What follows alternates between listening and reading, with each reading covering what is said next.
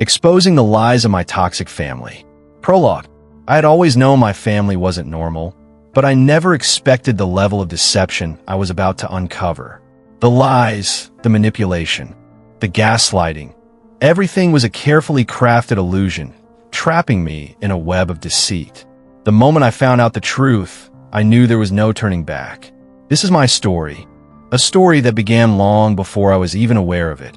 A story etched in blood, secrets, and a desperate struggle for survival. It's a story about reclaiming my stolen identity, about the ghosts of the past refusing to stay buried, and about the lengths some will go to protect their carefully constructed world. This is my story, and it's far from over. Chapter 1. The perfect facade. On the surface, my family looked picture perfect.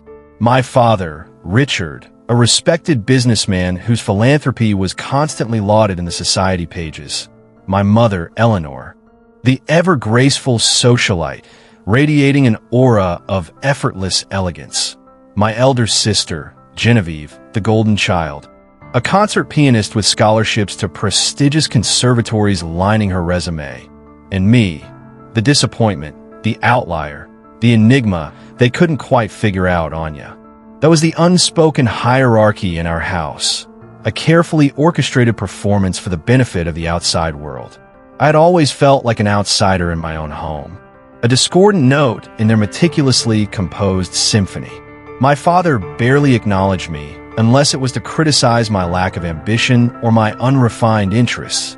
My mother's affection was conditional, a reward for conforming to her expectations, a swift withdrawal for any deviation. And my sister, Genevieve, played her role to perfection, the epitome of grace and achievement, her smile never quite reaching her eyes when she looked at me. But beneath their carefully crafted personas, something dark festered, a rot that permeated every corner of our opulent mansion. I just didn't know what it was yet. I remember one Christmas, being maybe 8 years old, Genevieve received a magnificent grand piano while I was gifted a set of watercolors. My father patted Genevieve on the head, beaming with pride. "See, Anya," he said, his voice laced with thinly veiled disappointment. "This is what success looks like. This is what makes a family proud." The house itself, a sprawling Victorian estate overlooking the ocean, felt more like a prison than a home.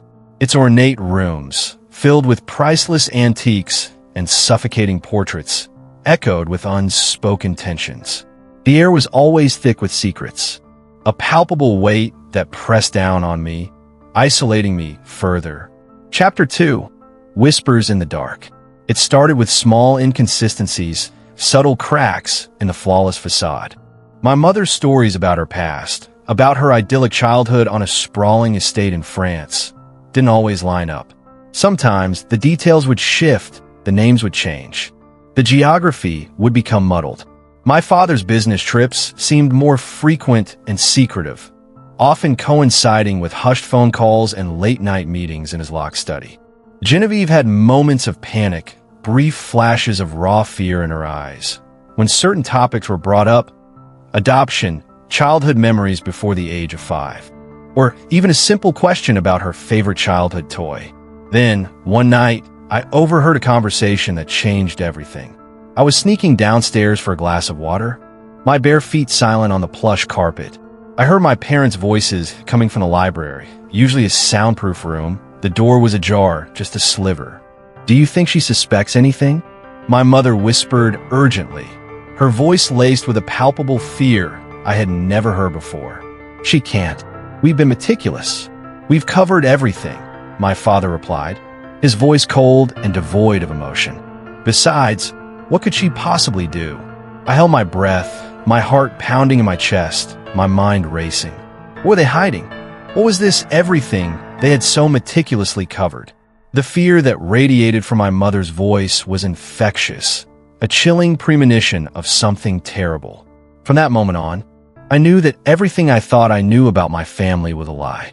The world I had inhabited was a carefully constructed illusion, and I was about to tear it all down. Chapter 3. The Forgotten Letter. My first clue came from an old letter I found in the attic. The attic was a forbidden place, filled with dusty relics and forgotten memories. It always felt cold and oppressive, a stark contrast to the opulent warmth of the rest of the house. I had ventured up there on a dare from a friend, searching for ghosts and forgotten treasures. Instead, I found something far more sinister. Tucked away in a hidden compartment of an antique trunk, I found a stack of old letters tied together with a faded ribbon. The handwriting was my mother's, elegant and flowing, but the contents shook me to my core. "Richard, I can't keep this secret any longer. The guilt is consuming me. Every time I look at her, I see her face. If they ever find out, everything will fall apart. Our lives, our reputation, everything we've worked for will be destroyed. I don't know how much longer I can live with this." The letter was incomplete, torn at the edges as if someone had tried to destroy it, to erase its damning contents from existence. The date on the letter was almost 20 years old, predating my birth. But who was she writing to? Richard, my father, was clear, but who was her? What was she so afraid of? And what secret was so powerful that it could destroy their carefully constructed world? The implications of the letter were staggering. It suggested a past filled with deceit and betrayal, a darkness that lurked beneath the surface of their seemingly perfect lives. I knew then that I had stumbled upon something far more dangerous than I could have ever imagined. Chapter 4. Echoes of the Past, a haunting melody. As I began to delve deeper, fragments of forgotten memories surfaced like echoes from a distant dream. I remembered a fleeting image of a woman with kind eyes and a warm smile, singing me a lullaby in a language I couldn't understand. I remembered the scent of lavender and the feel of soft grass beneath my bare feet. These memories were disjointed and fragmented, like pieces of a shattered mirror, but they offered a tantalizing glimpse into a past that had been erased from my conscious mind. One afternoon, while rummaging through old photo albums, I found a picture of my mother looking younger, happier, standing next to a woman who bore a striking resemblance to me. The woman's arm was draped protectively around my mother's shoulder, and they were both laughing, their eyes sparkling with genuine joy. The back of the photograph was blank, devoid of any identifying marks. I felt a pang of longing, a deep-seated yearning for something I couldn't quite name. Who was this woman, and why did she feel so familiar? The photo became an obsession. I carried it with me everywhere, studying it for hours, searching for clues. I began to question my mother about her past, probing for any information about the woman in the photograph. But my mother would always deflect, dismissing my questions with vague answers and strained smiles. "That was a long time ago, Anya," she would say, her voice tinged with sadness. Some memories are best left forgotten. Chapter 5. The Confrontation. I confronted my mother first. I waited for my father to leave for one of his business trips, then cornered her in the solarium, where she usually spent her afternoons tending to her orchids. "What is this?" I demanded, shoving the letter in her face, the fragile paper trembling in my hand. Her eyes widened for a split second, a flicker of panic betraying her carefully constructed composure. But then, she masked her expression, her face becoming an unreadable mask. "Where did you get this?" she asked, her voice eerily calm, her gaze piercing. "It doesn't matter. What does it mean? Who is her? What secret were you hiding?" She hesitated, her eyes darting around the room as if searching for an escape. She glanced towards the doorway, as if expecting my father to appear. "You need to drop this, Anya," she said, her tone laced with warning, her voice barely above a whisper. "You don't understand what you're getting yourself into. Then explain it to me. Tell me the truth," I pleaded, my voice cracking with desperation. Before she could answer, my father entered the room, his face a mask of controlled fury. "What's going on here?" he demanded, his voice booming. But I wasn't backing down. Not this time. I was tired of the lies, the secrets, the suffocating silence. "I found this letter, and I want answers. What are you hiding from me?" Chapter 6. Seeds of Doubt. Genevieve's silence. My next target was Genevieve. I had always felt a strange distance between us, a wall of unspoken animosity. Now, I wondered if her silence was born of guilt, a silent complicity in the web of lies my parents had spun. I found her in the music room, practicing a Chopin nocturne. Her fingers danced across the ivory keys, creating a cascade of melancholic notes. But as I watched her, I noticed a tremor in her hands, a flicker of unease in her eyes. "Genevieve," I said, my voice soft but firm, "I need to talk to you."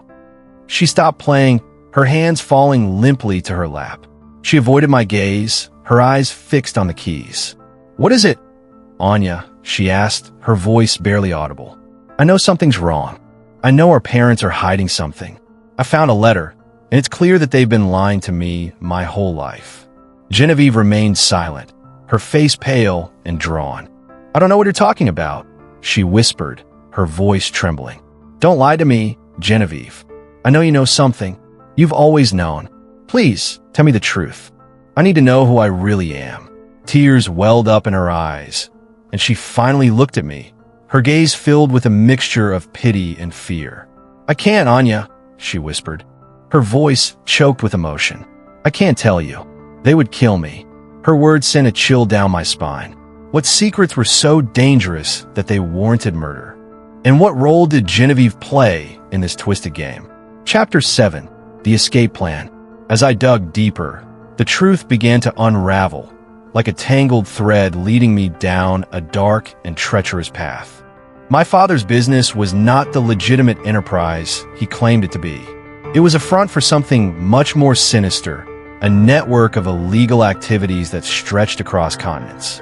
My mother wasn't just complicit, she was a key player, the architect of their elaborate schemes, the one who ensured that everything ran smoothly. And Genevieve? Her musical talent was a carefully cultivated distraction, a way to maintain their image of respectability while they engaged in their nefarious activities. I was living in a house built on lies. A gilded cage surrounded by secrets and deceit. If I wanted to escape, if I wanted to reclaim my life, I had to act fast. I started to gather evidence, documents, photographs, anything that could expose their crimes. I meticulously copied files onto a hidden hard drive, taking care to erase any trace of my activities. I knew that if they discovered what I was doing, my life would be in danger. But they weren't about to let me go so easily. They had invested too much in me, too much time and effort in shaping me into the perfect pawn. They needed me, even if they didn't love me. Chapter 8. Shadowy Figures. An Encounter in the Night. One night, as I was sneaking back into the house after a clandestine meeting with a potential ally, I was ambushed. Two shadowy figures emerged from the darkness, their faces obscured by the dim moonlight. They grabbed me, their grip tight and painful, and dragged me into the woods behind the estate. "We know what you've been doing, Anya," one of them hissed, his voice raspy and menacing. "We know you've been digging into things you shouldn't." I struggled against their grasp, my heart pounding in my chest. "Who are you? What do you want?" "We want you to stop," the other figure said, his voice cold and emotionless. "Stop asking questions. Stop digging into the past. If you know what's good for you, you'll forget everything you've learned." They released me abruptly, shoving me to the ground. As I lay there, bruised and shaken, they vanished into the darkness, leaving me with a chilling warning and a renewed sense of urgency. I knew then that I was not just fighting for my own life, but for the truth, for the chance to expose the darkness that had consumed my family. Chapter 9. The Final Betrayal. The night I tried to leave, I found out just how far they were willing to go to keep their secrets buried. I had packed a bag with the evidence I had gathered, ready to flee into the night. But as I reached the front door, Genevieve blocked my path, her face pale and distraught. "You can't do this, Anya," she said, her voice trembling. "You'll ruin everything." "I have to, Genevieve. I can't live like this anymore. I can't live with their lies." "But don't you understand? You're part of it now. You always have been." Then she revealed the ultimate truth, one that shattered me completely, tearing apart the last vestiges of my identity. "You were never supposed to know," she whispered, tears streaming down her face. "You were never supposed to be born. You were a replacement." I staggered back, my world spinning. "What are you saying? A replacement for who?" She's saying, "My father interjected, his voice like ice, as he stepped into the hallway, followed by my mother. Her face a mask of cold indifference. That you are a mistake, a loose end we thought we had taken care of. Turns out we did not, and now we have to fix it. We're cleaning up the mess of your existence." Chapter 10. The Hidden Chamber. Echoes of a Lost Child. That night, I didn't sleep. I was trapped, my every move watched, my freedom gone. My room had become a prison, the opulent decorations mocking my desperate situation. But as I lay awake, my mind racing, I remembered something, an old door in the basement always locked, always shrouded in mystery. It was a place I had been warned never to go, a place that held a dark secret and potentially the key to my salvation. I waited until the house was silent. The only sound the rhythmic ticking of the grandfather clock in the hallway. I crept downstairs, my bare feet silent on the cold stone floor. The basement was dark and damp, the air thick with the smell of mildew and decay. The old door was heavy, reinforced with iron bars and multiple locks.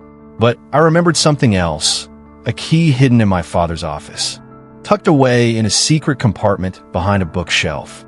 I had stumbled upon it by accident years ago, never understanding its significance. My hands trembled as I retrieved the key and inserted it into the lock. The tumblers clicked, one by one, and the heavy door creaked open, revealing a narrow, winding staircase leading down into the darkness. I took a deep breath and descended, my heart pounding in my chest. Inside, I found files meticulously organized and labeled. Pictures, documenting a life that was not mine.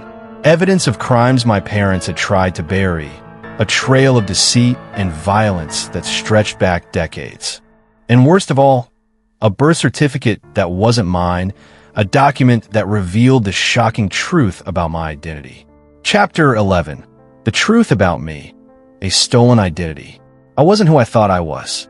The name on the certificate wasn't mine. It belonged to another child. Isabel Moreau, a child who had mysteriously disappeared years ago. A child whose disappearance had been deemed a tragic accident. My sister, Genevieve. I remembered the flashes of fear in Genevieve's eyes when she spoke about it. Now, the truth settled over me like a shroud. A cold realization settled over me. I wasn't the biological child of these monsters. I had been taken, stolen from my real family. Forced into this nightmare of a family. My real parents? I had no idea who they were, where they were, or if they were even still alive. The only thing I knew was that my entire life had been a lie. A carefully constructed fabrication designed to conceal a dark and unspeakable crime. The birth certificate led me to other documents, newspaper clippings, police reports, all detailing the disappearance of Isabel Moreau. The case had been closed years ago, deemed an unsolvable mystery. But now, I held the key to unlocking the truth. The truth that would shatter the lives of those who had stolen my identity and condemned me to a life of lies. Chapter 12. A Glimmer of Hope, the Moreau Legacy. Among the files, I found something unexpected, a letter from my biological mother, written shortly before her death. It was addressed to Isabel, filled with love and hope for the future. She wrote about the Moreau family, about their rich history and their commitment to social justice. She spoke of a legacy of activism and philanthropy, a legacy that I was now a part of. The letter also mentioned a hidden inheritance, a trust fund that had been established for Isabel's benefit. It was a substantial sum, enough to provide me with the resources I needed to start a new life, to expose my family, and to reclaim my stolen identity. But accessing the inheritance would not be easy.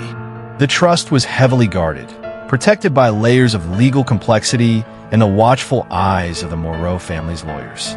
I knew that I would need help, that I couldn't do this alone. Chapter 13.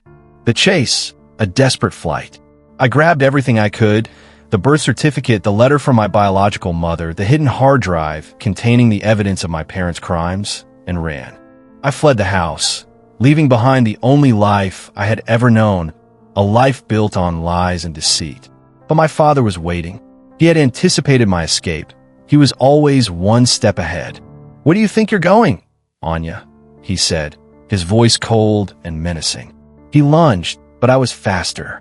I bolted, dodging his grasp, and sprinted for the front door. My mother screamed behind me, and Genevieve stood frozen, tears streaming down her face, her expression a mixture of fear and remorse. Just as I reached the door, a shot rang out, echoing through the night. Pain exploded in my side, a searing agony that threatened to overwhelm me. I hit the ground, gasping for breath, my vision blurring. My father stood over me, gun in hand, his face contorted with rage. "You should have listened to us, Anya," he said, his voice devoid of emotion. Chapter 14, A Twist of Fate, Genevieve's Choice. But he had underestimated Genevieve. She had always been a prisoner of their lies, a victim of their manipulation. But now, she had a choice to make, a chance to break free from their control. As my father raised the gun to fire again, Genevieve screamed, "No, stop it." She threw herself in front of me, shielding me from the bullet. The shot rang out again, and Genevieve crumpled to the ground, her eyes wide with shock. My father stood there, paralyzed with disbelief, his gun still smoking. He had never intended to hurt Genevieve. She was always his favorite. My mother rushed to Genevieve's side, cradling her in her arms, her face contorted with grief. In that moment of chaos and confusion, I saw my opportunity. Despite the pain, I grabbed a nearby lamp and smashed it against my father's head. He staggered, giving me just enough time to crawl toward the door. My vision blurred, but I forced myself up and ran, stumbling into the cold night air. Chapter 15, The Escape, A Race Against Time. I didn't stop, not even when I heard my mother's cries or my father's curses. I ran until my lungs burned and my legs ached, until the world blurred around me, until I reached the one place I knew they wouldn't dare follow. The police station. I stumbled through the doors, covered in blood and dirt, barely able to speak. I told them everything about the lies, the secrets, the stolen identity, and the attempted murder. They listened in disbelief, but they took me seriously. They called an ambulance, and I was rushed to the hospital. Chapter 16, Alliances and Betrayals, A Friend in the Shadows. While recovering in the hospital, I received an unexpected visitor, a man named Julian, a former associate of my father's. He claimed to have had a change of heart, to be disgusted by my parents' crimes, and to want to help me expose them. Julian provided me with crucial information about my parents' network, about their connections to powerful figures in the government and the underworld. He also warned me that they would stop at nothing to silence me, to bury the truth forever. I wasn't sure if I could trust Julian, but I had no other choice. I needed his help, and he seemed genuinely sincere. We formed an uneasy alliance, a partnership built on shared goals and mutual distrust. Chapter 17, The Unveiling, Exposing the Truth. With Julian's help, I began to unravel my parents' web of lies, exposing their crimes to the world. I leaked the evidence I had gathered to the media, triggering a firestorm of controversy and public outrage. The police launched an investigation, raiding my parents' mansion and seizing their assets. My father was arrested and charged with attempted murder, fraud, and a host of other crimes. My mother was also implicated, facing charges of conspiracy and obstruction of justice. The truth was finally out, but the fight was far from over. My parents still had powerful allies, people who were willing to protect them at any cost. I knew that I was in danger, that they would stop at nothing to silence me permanently. Chapter 18, Confronting the Past, A Journey of Self-Discovery. As the investigation unfolded, I embarked on a journey of self-discovery, searching for answers about my past, about my real family, about the child I once was. I traveled to France, to the small village where Isabelle Moreau had lived, hoping to find clues about her life. I met with distant relatives, old friends, and former neighbors. They shared stories about Isabelle, about her kindness, her intelligence, and her passion for justice. I learned about the Moreau legacy, about their commitment to helping others, about their fight for a better world. I discovered that I was not just reclaiming my stolen identity, but also embracing a heritage of courage and compassion. I was finally beginning to understand who I really was, what I was meant to do with my life. Chapter 19. The Trial. Justice or Revenge? The trial of my parents was a media circus, a spectacle of accusations, denials, and shocking revelations. The courtroom was packed with reporters, spectators, and victims of my parents' crimes. I testified against them, recounting the lies, the secrets, and the abuse I had endured. I told the story of Isabel Moreau, of the child whose identity had been stolen, of the family that had been destroyed.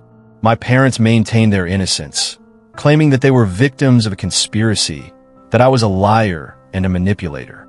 But the evidence was overwhelming, and the jury found them guilty on all counts. They were sentenced to life in prison, their carefully constructed world shattered, their reputations ruined forever. But even as I watched them being led away in handcuffs, I felt no sense of triumph or satisfaction. I knew that their punishment would never truly compensate for the pain and suffering they had caused. Epilogue. The unfinished truth. I barely made it out that night, but I did. And now, I'm telling my story. They tried to erase me. They tried to silence me, but I survived. The police are investigating, but there are gaps in the story, holes in the timeline that don't make sense. As I dig deeper, I realize the truth I thought I knew is only the beginning. Genevieve's condition remains critical, leaving me grappling with guilt and uncertainty about her true motives. Did she genuinely regret her actions, or was her sacrifice a calculated move to redeem herself in the eyes of the public? If my real parents are out there, why haven't they come for me? I hired a private investigator, spending what little inheritance money I have to find my parents, but there is no trace of them, as if they never existed, a mystery wrapped within another mystery.